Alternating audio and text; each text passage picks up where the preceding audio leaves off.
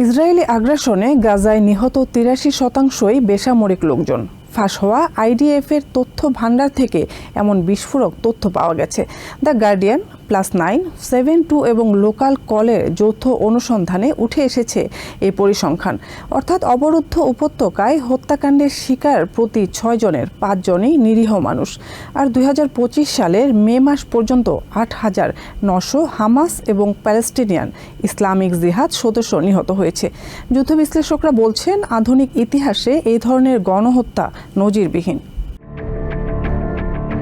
অবশেষে গত শুক্রবার গাজায় দুর্ভিক্ষ ঘোষণা করেছে জাতিসংঘ।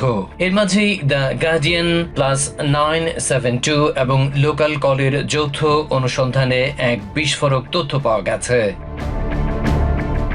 যেখানে বলা হচ্ছে ফাঁস হওয়া আইডিএফ এর ক্লাসিফাইড মিলিটারি ডেটাবেস বা তথ্য ভান্ডার থেকে তারা জানতে পেরেছে 2023 সালের অক্টোবর থেকে 2025 সালের মে মাস পর্যন্ত ইসরায়েলি আগ্রাসনে গাজায় নিহত হওয়া 83%ই বেসামরিক লোকজন। সে সময় নাগাদ মোট 53,000-এর মতো উপত্যকার বাসিন্দা হত্যাকাণ্ডের শিকার হন, যাদের মাঝে মাত্র 8,900 হামাস এবং প্যালেস্টিনিয়ান ইসলামিক জিহাদ সদস্য। বাকিরা সবাই নিরীহ শিশু ও নারী পুরুষ।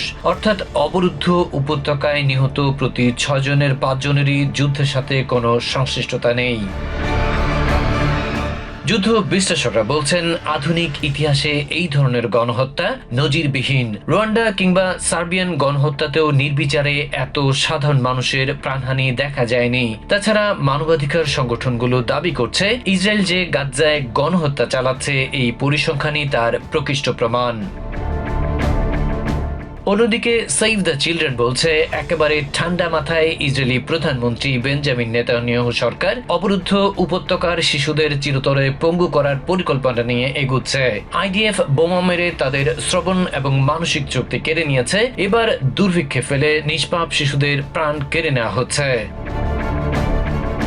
ওদিকে ওয়েস্ট ব্যাংকে দখলদারিত্ব বাড়াতে স্থানীয় প্যালেস্টিনিয়ানদের 3,000-এর বেশি জলপাই গাছ উপড়ে ফেলেছে আইডিএফ। সেখানে ইহুদি বসতি এবং সামরিক ঘাঁটি নির্মাণের পরিকল্পনা রয়েছে নেতানিয়াহু প্রশাসনের বলে খবর পাওয়া যাচ্ছে। ট্রাম্প প্রশাসনের নতুন শুল্ক নীতির কারণে আমেরিকায় ডাকযোগে পণ্য পাঠানো সাময়িকভাবে বন্ধ করে দিয়েছে ভারত ও ইউরোপের একাধিক দেশ। নতুন নিয়ম কার্যকর হওয়ার আগে স্পষ্ট নির্দেশনার অভাবে এই সিদ্ধান্ত নিচ্ছে সংশ্লিষ্ট দেশগুলো। শনিবার থেকে আমেরিকায় পণ্য পাঠানো বন্ধ করেছে ডিএইচএল, পোস্টনর্ড এবং ইটালির জাতীয় ডাক সংস্থা পোস্ট ইটালিয়ানে। একই পথে হেঁটেছে জার্মানি, ডেনমার্ক ও সুইডেনও। তারা ইতোমধ্যে তাদের আন্তর্জাতিক ডাক পরিষেবা স্থগিত করেছে। সোমবার থেকে ফ্রান্স ও অস্ট্রেলিয়া এবং মঙ্গলবার থেকে ব্রিটেনও একই ধরনের পদক্ষেপ নিতে যাচ্ছে। হঠাৎ করেই আমেরিকায় পার্সেল বা পণ্য পাঠানোর ক্ষেত্রে বড় ধরনের বাধার সৃষ্টি হয়েছে। এতদিন পর্যন্ত ডি মিনিমিস নামের একটি বিশেষ নিয়মের আওতায় $800 কম দামের পণ্য শুল্কমুক্তভাবে পাঠানো যেত আমেরিকায়। আগামী শুক্রবার থেকে বন্ধ হয়ে যাচ্ছে সেই সুবিধা।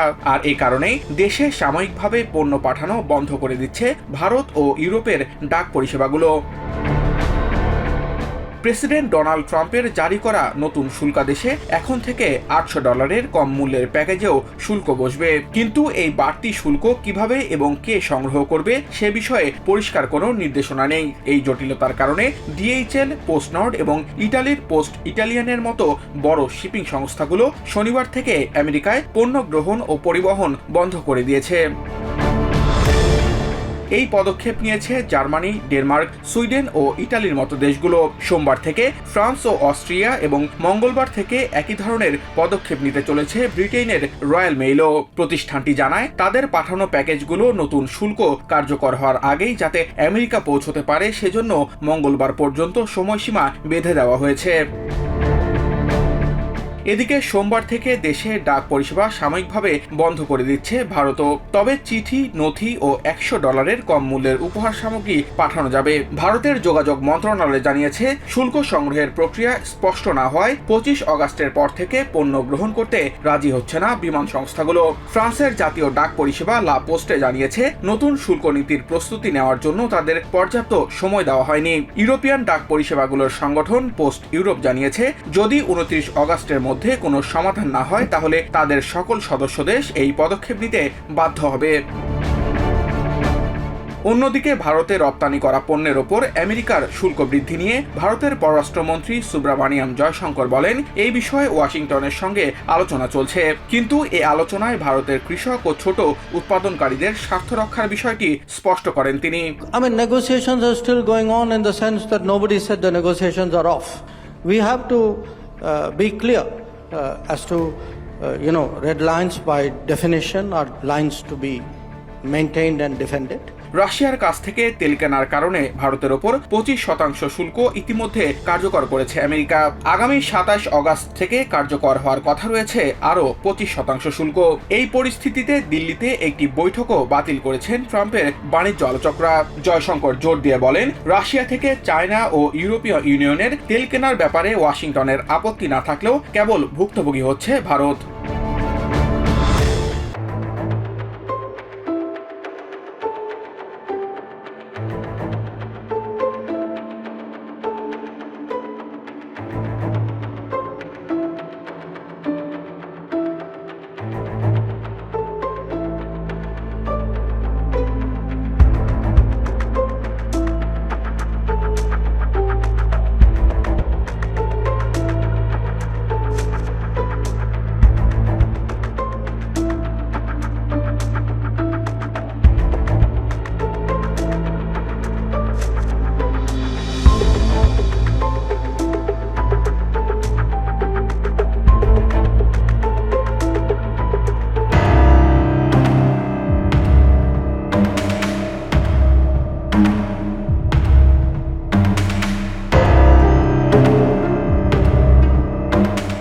শ্রীলঙ্কার রাজনীতিতে নাম লেখানো এক প্রবীণ নেতা, যিনি দেশকে নেতৃত্ব দিয়েছেন ভয়াবহ এক সংকটের সময়, কিন্তু আজ তিনি নিজেই আইনের জালে বন্দী।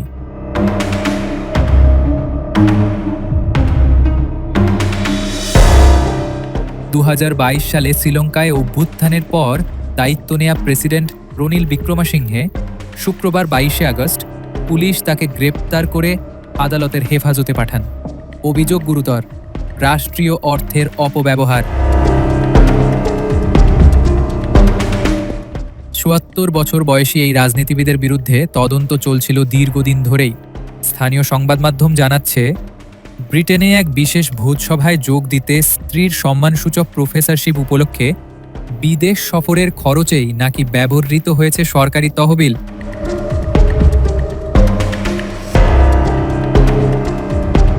পুলিশের মুখপাত্র নিশ্চিত করেছেন, এবার আর কোনো গোপনীয়তা নেই। অভিযোগের ভিত্তিতেই গ্রেপ্তার করা হয়েছে বিক্রমাসিংহেকে।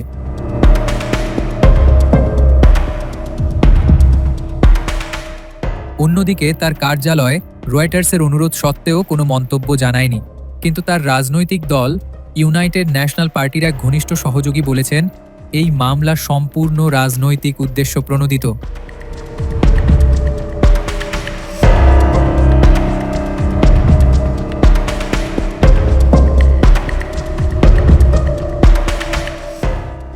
শ্রীলঙ্কার অস্থির রাজনৈতিক মঞ্চে এই গ্রেপ্তার আরও একবার উস্কে দিল বিতর্কের ঝড়।